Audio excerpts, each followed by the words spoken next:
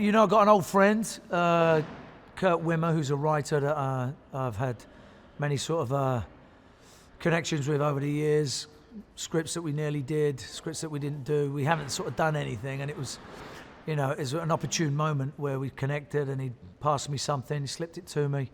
He'd just written it in the pandemic, and literally it was a page turner for me. And I was so excited. I said, "We just got to do this, and we'll team up, and we'll make this happen very quickly." And you know, the sort of gods aligned. We got David to come on board, and Chris Long and Cedar Park, and it became something very special. We took it to Cannes, and the response was, you know, it was really good because, you know, you sort of have a taste of your own, but this one we felt that,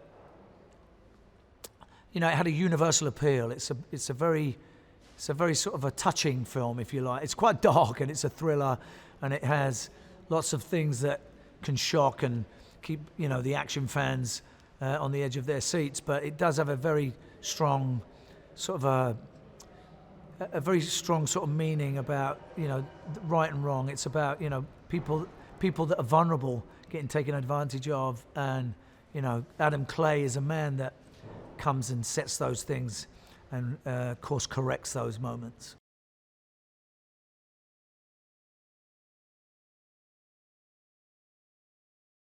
Well, there's a group of people that, you know, this kind of goes on every day, and, you know, they're scammers, and they, you know, they make a phone call or they send an email, and they, you know, they get people's attention by saying that they have a virus in their computer or something, and, you know, people don't know how to deal with those things, especially the elderly, and the elderly are the people that they target because, you know, they live solitary lives. They don't have people to look out for them and protect them like, you know, young people do.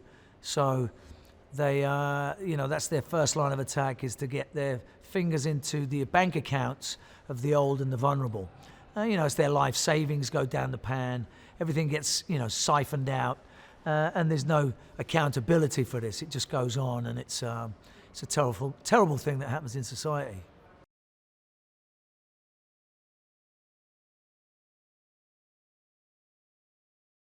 We meet him, he's at the beginning of the film, and, you know, he's a retired sort of guy that just connecting with something that he has a love for, which is, you know, making honey, and, you know, removing the honey from the hives. And he has this very, you know, sweet relationship with the honeybees. And, you know, it's the parallel between his actual title of being a beekeeper, which we find out later on what the real version of a beekeeper is when we come to this sort of governmental kind of special society.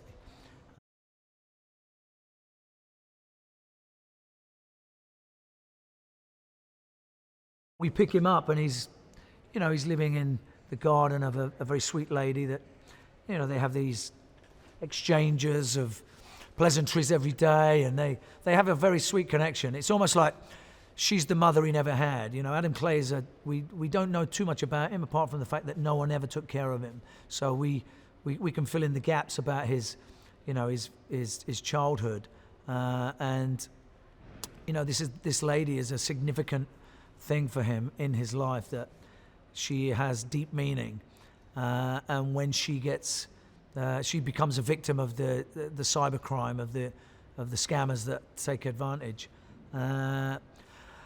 And he decides to get in front of that and take it all the way to the top. And as the movie escalates, we get to understand that it's everything is much bigger than we anticipated it to be.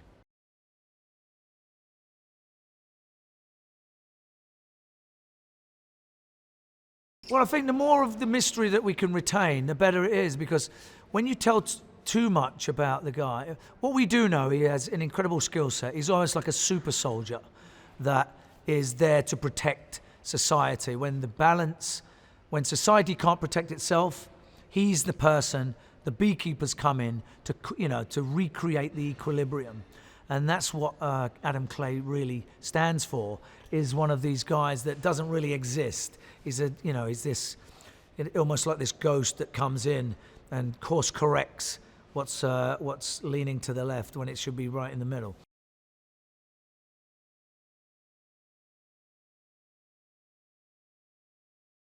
Verona is the daughter of Eloise, which is the sweet lady that takes care of me. And, you know, I live in a barn in her back garden. And, you know, she makes me dinner and I bring her honey. And we have this almost like a mother-son relationship. And when Verona turns up, she's an FBI agent, and she finds her mum sort of dead in a chair, and I'm at the scene of the crime. Adam Clay's at the scene of the crime, and so there's a very sticky start for us too. And there always is going to be that, because she's on one side of the law, and Adam Clay is on his side of the law, which is the right side. I mean, the law is the law, but when it fails, it's difficult to, sometimes the law gets in the way of what right and wrong is. The protocols of what's allowed can be obstructive. So Adam Clay takes the reins on that, and what's right and wrong is very important to him.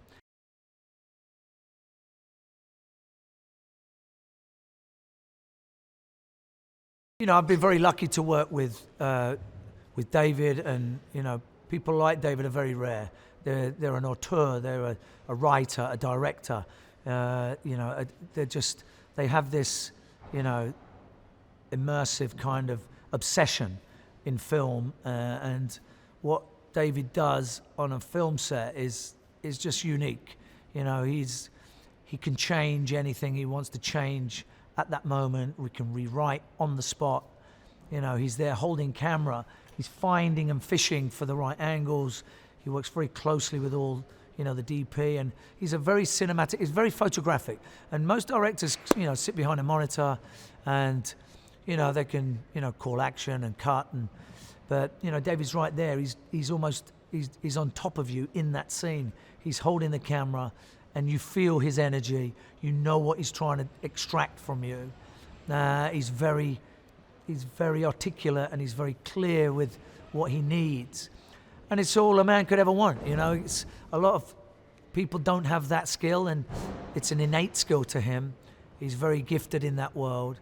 He's been rewarded for his writing. He's been rewarded for his filmmaking, and people are knocking down doors to work with him. So we feel very lucky that we were able to work together. And yeah, this is a very special one.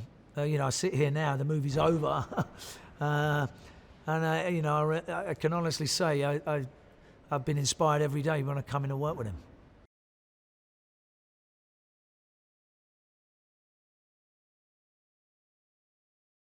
The stunt team that we have has been second to none. We've got a young guy, Jeremy Marinas, coming in with his team from the US. And, we're trying to do something that is very visceral and, very shocking and believable. So we're not trying to do something overly spectacular in kinds of its dazzle. We're trying to keep things very real, very dangerous, and very efficient. And I think that's what Adam Clay does. He provides efficiency rather than something overly flamboyant in terms of the fancy stuff. So we've kept it very real and very, very almost military-driven kind of danger. And this is all driven by David. This is his whole vision. He's the leader. We come in, we have ideas, but really his ideas are never anything other than great. And we just want to exact those ideas.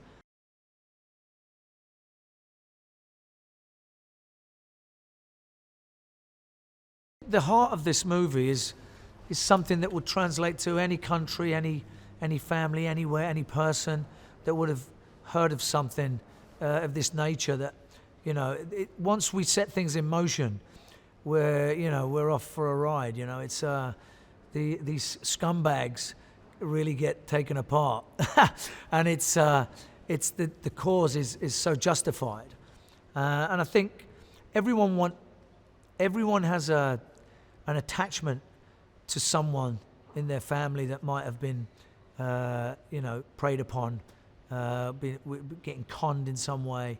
It's out there.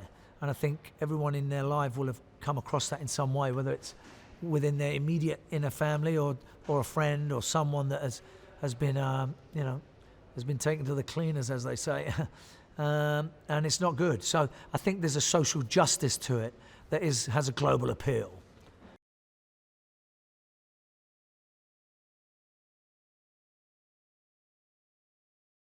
There's all kinds of history to the power of the bee. There's remarkable things about honey. There's thousands of years old. They find pots of honey in tombs that you could still eat today. It never goes off. It never spoils or sours. It has some amazing qualities. You could set it on fire. There is, the ways that the bees work. Without the bees, we wouldn't be here. They're a very special, integral part of nature and the cycle of life. So, yeah, we've learned a few things about the bees.